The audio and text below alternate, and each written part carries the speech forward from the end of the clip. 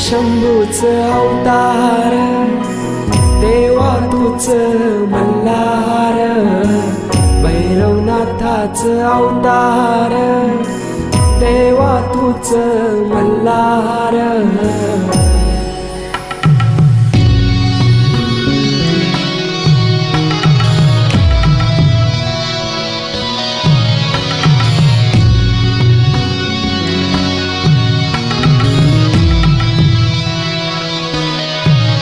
ठेवून बाणाई पहिल्या पायरीला, घेऊन मानसा देवी संगतीला, वध करूनी मनी मल्हार.